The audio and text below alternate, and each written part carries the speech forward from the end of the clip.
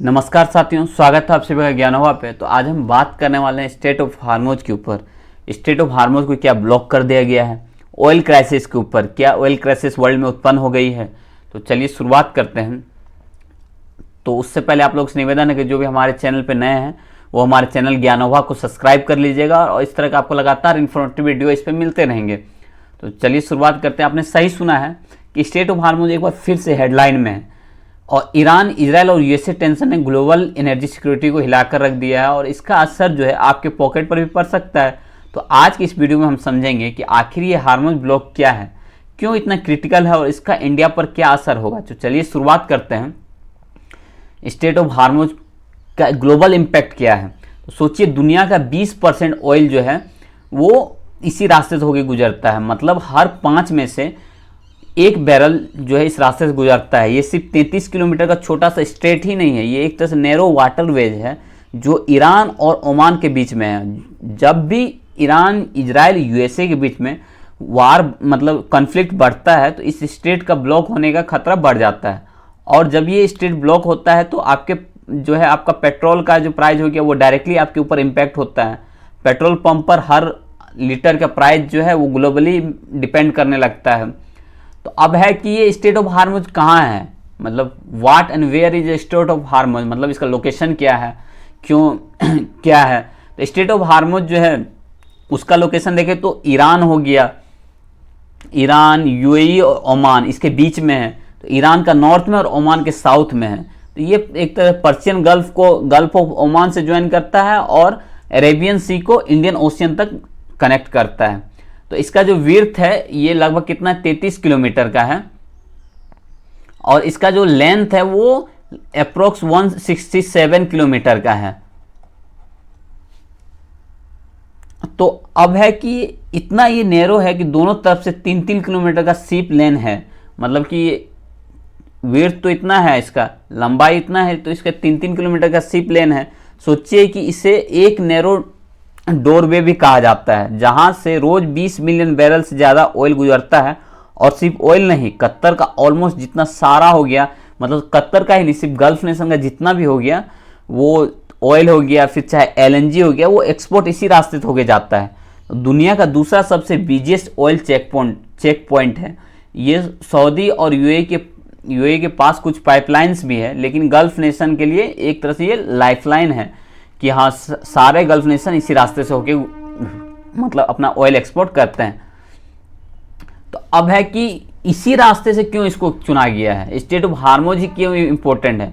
तो इसके पीछे मेन रीजन होगा, अब इसके पीछे कुछ और भी तो हो सकता है यहाँ से क्यों नहीं कर रहा है आप लोग, रेड सी के थ्रू क्यों नहीं हम लोग यहाँ पे इंडियन ओशन में ऑयल को ट्रांसपोर्ट कर देते हैं अगर ये रास्ता कन्फ्लिक्ट हो रहा है। तो इसके मेन रीजन जो है, क्योंकि बहुत सारे जो ऑयल का जो कुआं है, जो भी इराक हो गया, ईरान हो गया, कतर हो गया, सऊदी अरेबिया हो गया, यूएई हो गया, ओमान हो गया, तो इस सब का सारे जो ऑयल का कुआं है वो कहाँ है, यहीं पे इसी ये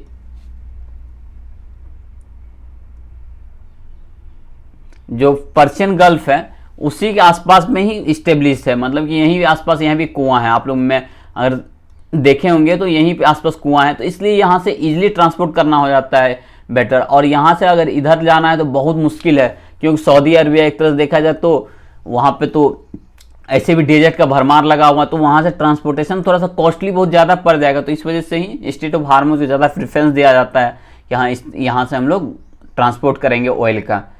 तो अब है कि इसका हिस्टोरिकल इम्पैक्ट क्या क्या है, पहले भी क्या इस पर क्राइसिस उत्पन्न हुई है। तो पहले भी वो 1973 में जो है अरब का ऑयल एम्बार्गो हो गया था, जिस वजह से ऑयल प्राइसेस 4 गुना बढ़ गया था ग्लोबल में। फिर 1998 में 1980 से लेकर 88 तक ईरान इराक वार चला था, जिसमें टैंकर वार हो गया था दोनों तरफ से।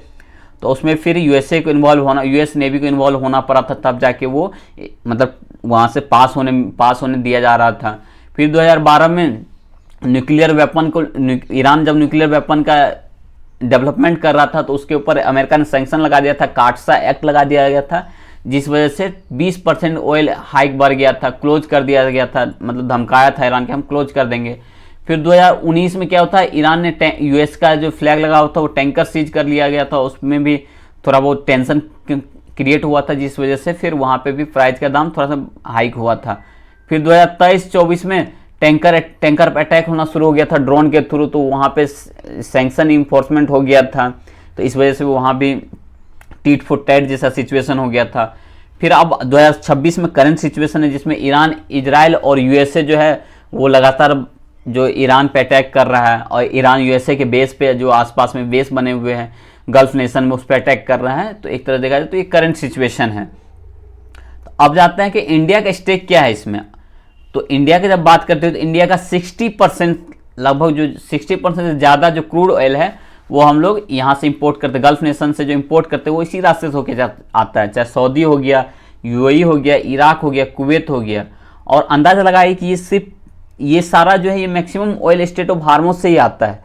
कतर से एलएनजी जो भी आता है वो इसी रास्ते से होके आता है। और अगर ये स्टेट ब्लॉक हो जाता है तो क्या होगा, भारत के ऊपर क्या होगा? तो भारत के ऊपर ये होगा कि इकोनॉमिक इम्पैक्ट बढ़ जाएगा, ऑयल जो फ्यूल का प्राइस है वो बहुत ज़्यादा बढ़ जाएगा, इन्फ्लेशन हाइक हो जाएगा, इकोनॉमिक स्लो डाउन हो जाएगा, बिकॉज इंडस्ट्री, ट्रांसपोर्टेशन सब पर असर पड़ना शुरू हो जाएगा। तो ये तरह से देखा जाए तो भारत के ऊपर बहुत बड़ा इम्पैक्ट हो सकता है, मतलब खतरा भी हो सकता है हम लोग सही मायने में बोले तो। अब है कि इंडिया जो है एक तरह से बहुत ज़्यादा डाइवर्सिफाई करके रखा है खुद को, अपना जियोपॉलिटिक इतना डेवलप अच्छे से करके रखा है फॉर एस जयशंकर ने, कि वो एक तरह से भारत के लिए बहुत ही ज़्यादा फायदेमंद साबित हुआ है। इंडिया लगभग जो है 5.5 मिलियन जो बैरल है जो ऑयल इंपोर्ट करता है वर्ल्ड में, 5.5 मिलियन बैरल ऑयल इंपोर्ट करता है भारत, तो उसमें से 2 मिलियन जो है वो इसी स्टेट ऑफ हार्मोज से होकर गुजरता है। तो सोचिए कितना इंपॉर्टेंट भारत के लिए हो सकता है, लगभग 35 से 40% के आसपास जो है वो इसी रास्ते से होकर गुजरता है क्रूड ऑयल। तो ये इंपॉर्टेंट भारत के लिए बहुत ही इंपॉर्टेंट है। लेकिन अच्छी बात यह है कि इंडिया जो है अपना सप्लाई डाइवर्सिफाई करके रखा है। इंडिया यूएसए से भी तेल लेता है, रशिया से भी तेल लेता है, ब्राज़ील से भी तेल मंगाता है, सिर्फ इसी के ऊपर डिपेंडेंट नहीं है। तो एक तरह से भारत के लिए बहुत अच्छी बात है। तो अगर स्टेट ऑफ हार्मोज बंद हो भी जाता है तो रशिया ऑयल का फ्लो है वो बढ़ जाएगा हम लोग इंडिया के लिए। तो और ये जो कि सस्ता भी पड़ता है।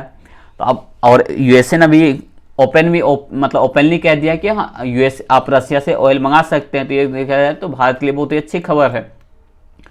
तो थोड़ा रिस्क तो कम होगा, लेकिन टोटल डिपेंडेंसी खत्म तो होगा नहीं, क्योंकि हम उतना वहाँ से लाना, बहुत रशिया से ऑयल परचेज करना मतलब है कि ट्रांसपोर्टेशन चार्ज बढ़ेगा, तो थोड़ा सा प्राइस तो ये इंडिया में बढ़ेगा ही बढ़ेगा।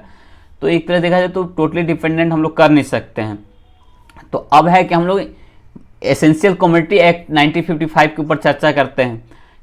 तो ये क्या है, ये एक्ट ऐसा है जो कि इमरजेंसी में काम आता है। एसेंशियल कमोडिटी एक्ट 1955 जब भी क्राइसिस आता है तो ये एक्ट जो है गवर्नमेंट को पावर देता है कि एसेंशियल चीज़ों पर कंट्रोल किया जा सकता है। तो अब है कि एसेंशियल कमोडिटी एक्ट क्यों बनाया गया है, इसलिए इसको बनाया गया है ताकि ब्लैक मार्केटिंग हो या फिर ब्लैक मार्केटिंग को रोका जा सकता है, एसेंशियल कमोडिटी सप्लाई को स्मूथ बनाया जा सकता है, प्राइस को कंट्रोल में लाया जा सकता है, गवर्नमेंट के पास जो पावर है उसका यूज किया जा सकता है, प्रोडक्शन को रेगुलेट किया जा सकता है, स्टॉक जो करने लगता है लोग उसको लिमिट कर दिया जाएगा, एमआरपी को फिक्स कर दिया जाएगा, ऑफेंडर के खिलाफ एक्शन लिया जाएगा। तो ये पावर देता है एसेंशियल कमोडिटी एक्ट गवर्नमेंट को। तो अब इसमें क्या क्या कवर होते हैं, जैसे बहुत सारे फूड आइटम्स हो गए और पेट्रोल प्रोडक्ट्स हो गए जिसमें ऑयल वगैरह हो गया, फ्यूल हो गया, ड्रग्स हो गया, फर्टिलाइजर्स हो गया, टेक्सटाइल हो गया, ये सब इसमें मतलब की कवर रखते हैं, की कमोडिटी कवर है। ये सब आइटम इंपॉर्टेंट है इसमें, मतलब अगर ये एक्ट लागू होता है तो ये सब आइटम पर ये सब आइटम ऑटोमेटिकली इस सब पे इम्पैक्ट पड़ता है। तो अब है कि इसमें रिसेंट में अमेंडमेंट किया गया था, 2020 में अमेंडमेंट करके कुछ चीज़ों को इससे अलग कर दिया गया था और कुछ चीज़ों को इसमें एसेंशियल कमोडिटी में रखा गया था। जैसे कि ऑयल हो गया, इसको एसेंशियल चीज़ में डाल दिया गया कि हाँ ऑयल जो है एक्स्ट्रा ऑर्डिनरी सर्कमस्टांसेस में इसको डाल दिया गया। जब भी वार हो गया, फेमिना हो गया, तो इसमें इसका प्राइस को कंट्रोल किया जाएगा गवर्नमेंट के द्वारा, इसका स्टॉक को कंट्रोल किया जाएगा, जिसमें ऑयल रखा गया शामिल, ओनियन जो प्याज है, आलू है, इस सबको इसमें शामिल रखा गया। अब इसका है कि इस एक्ट का कुछ तो पॉजिटिव इम्पैक्ट भी पड़ेगा नेशन पे, कुछ नेगेटिव इम्पैक्ट भी पड़ेगा।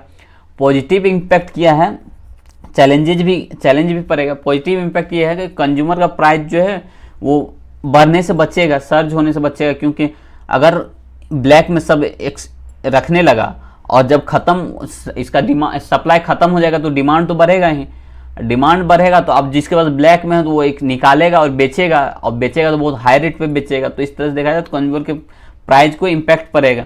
फूड सिक्योरिटी को इंश्योर करता है ये, लेकिन इसका क्रिटिसिज्म भी है। जिस तरह से आप लोग देख सकते हैं कि वर्ल्ड लोग सिलेंडर लेकर के लाइन में लगे पड़े हैं कि हाँ सिलेंडर खत्म, गैस खत्म हो रहा है देश में। गैस खत्म नहीं हो रहा है, उसको उस पर रेगुलेट कर लिया गया गवर्नमेंट के द्वारा कि हम पहले जो इंपॉर्टेंस देंगे वो घर को देंगे, हाउस होल्ड को देंगे पहले इंपॉर्टेंस, उसके बाद कार को देंगे, जो ट्रैवलिंग ट्रांसपोर्टेशन वाले चीज़ है उसको देंगे। लेकिन लोगों को जिस टाइप से कंट्रोल किया गया, होटल्स में हो गया, फिर रेस्टोरेंट हो गया, इसको इस पर कंट्रोल किया गया गवर्नमेंट के द्वारा कि हम इसको पहले इंपॉर्टेंस नहीं देंगे। तो लोगों को लगा कि अब गैस का किल्लत हो गया, थोड़ा बहुत तो किल्लत हुआ है सही में, लेकिन ये नहीं है कि गैस के यहाँ पे ख़त्म हो जाएगा। गवर्नमेंट ने कुछ रेगुलेट किया है कि हाँ आपको लिमिट कर दिया गया कि आप अभी इतना ही ले सकते हैं, क्योंकि हो सकता है ना ये वार जो है कितने दिन तक चलेगा किसी को नहीं मालूम है, इस वजह से ये एक्ट लागू किया गया है। तो इसमें चैलेंजेस क्या क्या है, तो क्रिटिसिज्म क्या क्या है, तो इसके जो है प्राइवेट जो इन्वेस्टमेंट है उसको डिस्करेज होगा, मार्केट डिस्टॉर्शन हो सकता है, मतलब जो सप्लाई जो है वो कम हो जाएगा मार्केट का, सप्लाई चेन पर नेगेटिव इम्पैक्ट पड़ेगा। तो दोस्तों ये थी आज का जो स्टेट ऑफ हार्मोज क्राइसिस और एसेंशियल कमोडिटी एक्ट। तो आपको ये वीडियो इन्फॉर्मेटिव लगा होगा उम्मीद है, और आपको एक कैसा लगा हमें कमेंट बॉक्स में ज़रूर बताइएगा। और आपका कुछ सवाल हो स्टेट ऑफ हार्मोज से रिलेटेड, या आप क्या सोचते हैं ये स्टेट ऑफ हार्मोज ECA एक्ट पे, आप हमें कमेंट बॉक्स में ज़रूर बताइएगा। और जो भी नए हैं वो हम आपसे निवेदन है कि हमारे चैनल ज्ञानोवा को सब्सक्राइब कीजिएगा। इस तरह के और लगातार इन्फॉर्मेटिव वीडियो आपको लगातार मिलते रहेंगे इस चैनल पे। तो आज के इतना ही, धन्यवाद, थैंक यू।